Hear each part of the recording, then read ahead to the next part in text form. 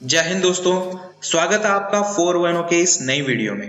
दोस्तों आज का वीडियो थोड़ा खास होने वाला है क्योंकि आज की वीडियो में हम देखेंगे इंडियन आर्मी को ज्वाइन करने के कितने तरीके हैं।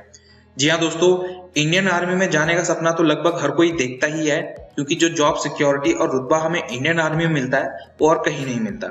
इसलिए बहुत सारे लोग ये सपना देखते हैं, लेकिन बहुत सारे कारणों से कभी किसी की एज निकल जाती है तो किसी का एलिजिबिलिटी क्राइटेरिया पूरा नहीं हो पाता है, तो इस वजह से बहुतों का सपना ये टूट जाता है। तो इस वीडियो में हम देखेंगे कि कितने तरीके से हम इंडियन आर्मी को ज्वाइन कर सकते हैं, ताकि ऐसे भी इसमें तरीके हैं जिससे कि अगर आपकी एज निकल चुकी है तो उनके लिए भी इसमें है तरीके जिससे आप ज्वाइन कर सकते हैं। तो इस वीडियो में हम वो पूरा देखेंगे। तो दोस्तों अगर आप चैनल पे नए हैं तो चैनल को सब्सक्राइब जरूर करें और वीडियो अगर आपको पसंद आए तो लाइक करना ना भूलें। तो शुरू करते हैं वीडियो को। तो दोस्तों इंडियन आर्मी में जाने के दो तरीके हैं, या तो आप JCO OR यानी जूनियर कमीशन ऑफिसर या अदर रैंक्स, ये जो रैंक होती है इसमें ज्वाइन कर सकते हैं, या ऑफिसर्स रैंक डायरेक्टली आप ज्वाइन कर सकते हैं। तो हम दोनों को एक एक करके देखेंगे। सबसे पहले बात करेंगे JCO OR की। तो JCO OR में आप 3 पोस्ट पे जा सकते हैं। सबसे पहले सबसे लोएस्ट जो पोस्ट होती है आर्मी की वो होती है सिपाही। तो अगर आप सिपाही जो भर्ती की हम बात करते हैं तो सिपाही की पोस्ट पे आप जाते हैं, तो सिपाही की पोस्ट पे जा सकते हैं। हवलदार की पोस्ट पे भी आप डायरेक्ट जा सकते हैं, क्योंकि अगर आप सिपाही एज अ सिपाही ज्वाइन करते हैं तो आपका प्रमोशन होता है, तब आप हवलदार तक पहुंचते हैं, फिर नायब सूबेदार तक पहुंचते हैं। लेकिन आप डायरेक्टली भी हवलदार की पोस्ट तक जा सकते हैं, डायरेक्ट एंट्री इसमें अवेलेबल है। साथ ही नायब सूबेदार के लिए भी डायरेक्ट एंट्री है। वो कैसे वो देखेंगे एक एक करके। सबसे पहले बात करते हैं सिपाही की। तो दोस्तों सिपाही में आप 5 ट्रेड में जा सकते हैं। पहला सोल्जर जनरल ड्यूटी, दूसरा क्लर्क, तीसरा टेक्निकल, चौथा नर्सिंग असिस्टेंट और पांचवा ट्रेड्समैन। तो ये 5 ट्रेड है जिसमें आप डायरेक्टरी एंट्री ले सकते हैं सिपाही के तौर पे, तो आप भर्ती होते हैं। तो इसमें एक एक करके देखते हैं। सबसे पहले देखते हैं GD के लिए यानी जनरल ड्यूटी के लिए। तो जनरल ड्यूटी के लिए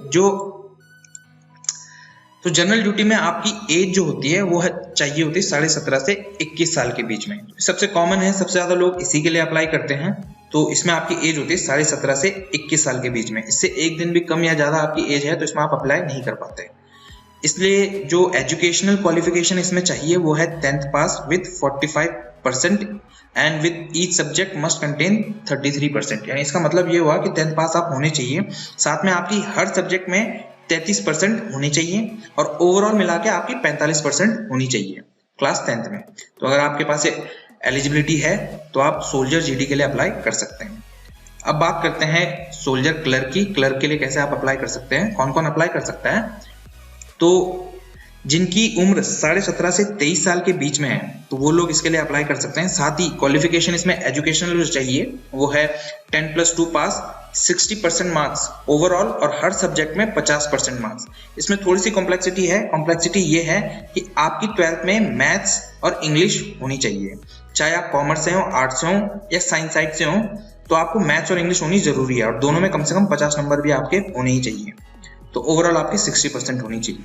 तो ये एलिजिबिलिटी क्राइटेरिया है सोल्जर क्लर्क का। अगर ये एलिजिबिलिटी आप पूरी करते हैं तो आप सोल्जर क्लर्क के लिए अप्लाई कर सकते हैं। दूसरा हमारे पास है सोल्जर टेक्निकल। दोस्तों सोल्जर टेक्निकल के लिए भी उम्र सेम है, 17.5 से 23 साल के बीच में, और इसमें आप 10+2 पास होने चाहिए, 50% मार्क्स कम से कम आपके होने चाहिए एग्रीगेट, और मिनिमम हर सब्जेक्ट में 40% मार्क्स। और आपके सब्जेक्ट जो हैं वो फिजिक्स, केमिस्ट्री और मैथ्स ही होने चाहिए 12th में। इसके अलावा अगर दूसरे सब्जेक्ट है तब आप इसमें अप्लाई नहीं कर सकते हैं। तो फिजिक्स, केमिस्ट्री, मैथ्स आपके पास होने जरूरी है। अब बात करते हैं सोल्जर नर्सिंग असिस्टेंट की। नर्सिंग असिस्टेंट के लिए जो आपको एलिजिबिलिटी चाहिए वो है उम्र 17.5 से 23 साल के बीच में, और educational qualification 10+2 pass with 50% marks, aggregate आपके 50% बननी चाहिए और हर सब्जेक्ट में 40% 12th में। साथ ही आपके पास सब्जेक्ट होने चाहिए फिजिक्स, केमिस्ट्री और बायोलॉजी। ये 3 सब्जेक्ट आपके होने जरूरी हैं। दोस्तों अब बात करते हैं सोल्जर ट्रेड्समैन की। तो सोल्जर ट्रेड्समैन में आपकी उम्र 17.5 से 23 साल के बीच में होनी चाहिए और आपकी एजुकेशनल क्वालिफिकेशन 10th पास या फिर ITI होनी चाहिए। ट्रेड्समैन में कुछ पोस्टें ऐसी भी होती है जिनके लिए 8th पास लोग भी अप्लाई कर सकते हैं। तो अगर आप 8th पास भी हैं तो भी आप ट्रेड्समैन के लिए अप्लाई कर सकते हैं। तो ये तो तरीके हैं सिपाही, जो हमारे भर्ती होती है सिपाही के लिए, सोल्जर के लिए, उसके लिए। अब बात करते हैं हवलदार की। तो हवलदार में सब दो तरीके से जा सकते हैं हवलदार की पोस्ट में। सबसे पहले एजुकेशन हवलदार, दूसरा सर्वेयर ऑटो काटो यानी इंजीनियर। एज ए इंजीनियर आप हवलदार की पोस्ट पे जाएंगे। तो पहले एजुकेशन हवलदार की एलिजिबिलिटी देख लेते हैं। इसमें जो एलिजिबिलिटी है वो आपको उम्र आपकी 21 से 25 साल के बीच में होनी चाहिए। और अगर आप ग्रुप एक्स के लिए अप्लाई कर रहे हैं तो आपके पास MA, MSc, MCA या BA, BSc, BCA with B.Ed, BSc IT। और ग्रुप वाई के लिए आपके पास BSc, BA, PCA, IT without B.Ed। तो इन तरीकों से आप सोल्जर एजुकेशन, जो हवलदार एजुकेशन है, उसके लिए अप्लाई कर सकते हैं, एजुकेशन हवलदार के लिए।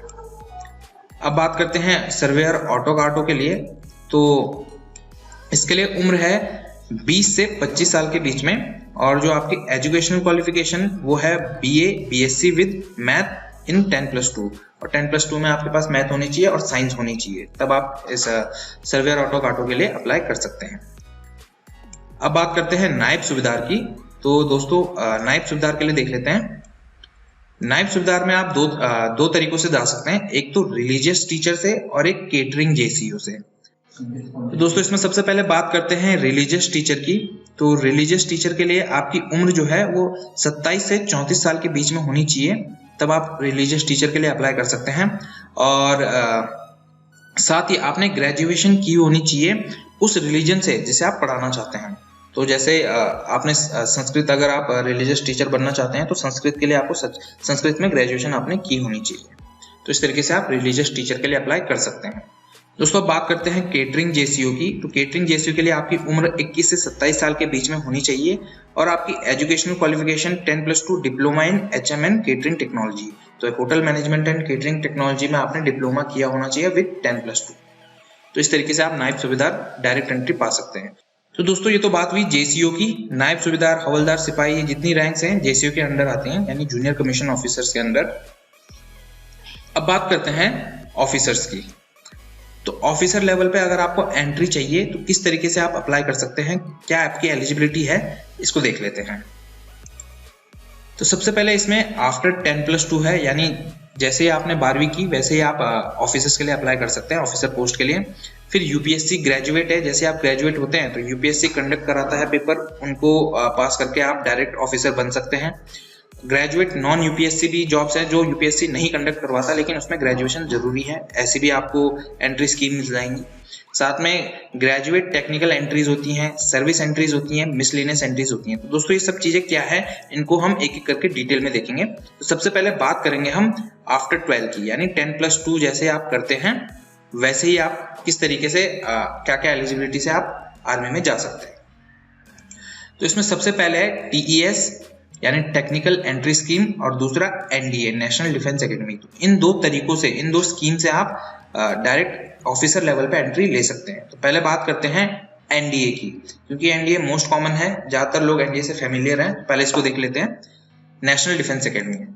तो इसके लिए जो आपकी एलिजिबिलिटी है वो मिनिमम एलिजिबिलिटी आपकी है 16.5 से लेकर 19 साल। अगर इसके बीच में आपकी उम्र है तो आप NDA के लिए अप्लाई कर सकते हैं। 10+2 ऑफकोर्स आपको 12वीं पास होना चाहिए। और इसकी वैकेंसीज दोस्तों आर्मी वेबसाइट के हिसाब से इसमें हर साल 320 वैकेंसीज आती हैं, ट्वाइस अ ईयर, यानी साल में दो बार 320 वैकेंसीज आएंगी। और जिसमें आर्मी के लिए 208, एयरफोर्स के लिए 70 और नेवी के लिए 42 वैकेंसीज होती हैं। और जो उसका नोटिफिकेशन आता है वो जून और दिसंबर के महीने में आता है और इसे UPSC कंडक्ट करवाता है। तो ये है NDA के लिए। अब बात करते हैं TES यानी टेक्निकल एंट्री स्कीम के लिए। तो टेक्निकल एंट्री स्कीम के लिए आपकी उम्र होनी चाहिए 16.5 से 19.5 साल और आपने 10+2 किया होना चाहिए। अगर आपकी PCM में 70 या 70 से ऊपर है तो आप TES के लिए अप्लाई कर सकते हैं। और इसके लिए 90 पोस्टें आती है साल में 2 बार, और इसका नोटिफिकेशन जो है वो मई और जून के महीने में आता है और अक्टूबर नवंबर के महीने में, मतलब मई जून के बीच में और अक्टूबर नवंबर के बीच में इनका नोटिफिकेशन आता है साल में 2 बार। तो ये हमारी टेक्निकल एंट्री स्कीम। ये दो तरीके से आप 10+2 जैसे आपने पास किया इस तरीके से आप अप्लाई कर सकते हैं आर्मी में जाने के लिए, डायरेक्ट ऑफिसर्स पोस्ट पे। अब बात करेंगे हम यूपीएससी ग्रेजुएट की। यूपीएससी ग्रेजुएट या सीडीएस भी हम बोल सकते हैं। यूपीएससी ग्रेजुएट दो तरीके से है, एक तो Indian military academy direct IMA, जिसे हम सीडीएस के थ्रू भी जाते हैं। यूपीएससी जो पेपर कंडक्ट करवाता है सीडीएस के, तो उसे अगर आप क्रैक कर लेते हैं तो आप आईएमए जाते हैं। साथ में ओटीए एसएससी नॉन टेक्निकल, तो ओटीए से भी आप जा सकते हैं नॉन टेक्निकल एंट्री से। सबसे पहले इसको देखते हैं, IMA Indian military academy direct. तो इसमें आपकी जो क्वालिफिकेशन है, सबसे पहले तो उम्र आपकी 19 से 24 साल के बीच में होनी चाहिए और आपने ग्रेजुएशन किया होना चाहिए किसी भी सब्जेक्ट से। और जो इसकी वैकेंसीज आती है वो 200 ट्वाइस अ ईयर, यानी साल में 2 बार 200 वैकेंसीज इसमें आती हैं। और जुलाई और नवंबर के महीने में जो है इसके नोटिफिकेशन आता है यूपीएससी द्वारा। तो ये है आईएमए के लिए। अब बात करते हैं ओटीए के लिए। तो ओटीए के लिए आपकी उम्र होनी चाहिए 19 से 25 साल के बीच में और आपने ग्रेजुएशन किया हुआ होना चाहिए। और इसके लिए वैकेंसीज 175 वैकेंसीज आती है साल में 2 बार। और इसका जो नोटिफिकेशन आता है वो जुलाई और नवंबर के महीने में आता है यूपीएससी द्वारा। तो ये थे यूपीएससी ग्रेजुएट के लिए, जो एग्जाम यूपीएससी कंडक्ट करवाता है ग्रेजुएट कैंडिडेट्स के लिए। अब बात करते हैं ग्रेजुएट नॉन यूपीएससी, यानी ग्रेजुएशन तो चाहिए लेकिन वो जो यूपीएससी कंडक्ट नहीं करवाता। तो इसमें हमारे पास 2 एंट्रीज हैं, एसएससी जैग यानी जज एडवोकेट जनरल्स और एनसीसी स्पेशल एंट्री मेंस के लिए। तो सबसे पहले जैग की बात करेंगे। तो जैग के लिए एलिजिबिलिटी सिंपल है, आपकी जो उम्र है वो 21 से 27 साल के बीच में होनी चाहिए और आपकी ग्रेजुएशन जो है आपने लॉ ग्रेजुएट होनी चाहिए, एलएलबी आपने कर रखी हो और आपके मिनिमम 55 मार्क्स हों, तभी आप अप्लाई कर सकते हैं। साथ में इसकी जो है साल में 10 वैकेंसीज या एज नोटिफाइड की, इसमें फिक्स नहीं है कि 10 वैकेंसीज ही आएंगी, तो कितनी भी आ सकती हैं। जैसा ये नोटिफिकेशन निकलेगा उसमें लिखा होगा उस हिसाब से वैकेंसीज आती हैं। और साल में ये भी 2 बार आता है, जुलाई अगस्त के बीच में और जनवरी फरवरी के बीच में इसका नोटिफिकेशन आता है। अब बात करेंगे एनसीसी स्पेशल एंट्री मैन, यानी जिन लोगों ने ग्रेजुएशन के टाइम पे एनसीसी सी सर्टिफिकेट लिया होता है तो वो लोग इस एंट्री के लिए एलिजिबल हैं। तो इसमें आपकी उम्र चाहिए आपको 19 से 25 साल के बीच में और आपने ग्रेजुएशन में कम से कम 50% मार्क्स, एग्रीगेट 50% मार्क्स आपके होने चाहिए ग्रेजुएशन में। और जो एनसीसी सी सर्टिफिकेट आपको मिलेगा उसमें आपके या तो ए या फिर बी ग्रेड आपका उसमें होना चाहिए। इसकी जो वैकेंसीज है वो 50 वैकेंसीज आती हैं साल में 2 बार और इसका जो नोटिफिकेशन है वो जून और दिसंबर के महीने में निकलता है। तो ये तो है आपकी ग्रेजुएट नॉन यूपीएससी वाली एंट्रीज। अब देखते हैं graduate technical entries. Technical entries में आप कैसे जा सकते हैं।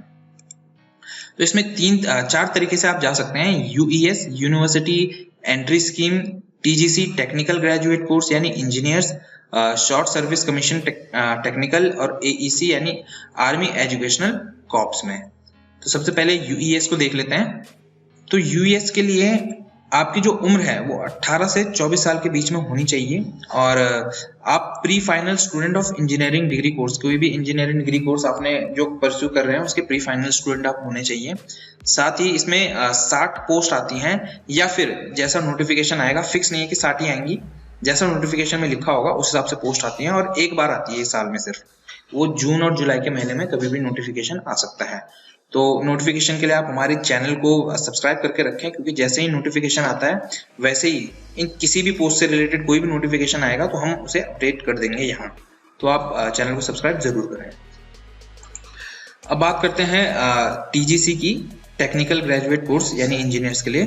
तो इसके लिए आपकी एलिजिबिलिटी है 21 से 27 साल के बीच में और आपके पास जो डिग्री होनी चाहिए वो BE, BTech streams of engineering और बी आर्क एमएससी कंप्यूटर्स, इनमें से कोई भी अगर आपके पास डिग्री है तो आप इसके लिए अप्लाई कर सकते हैं।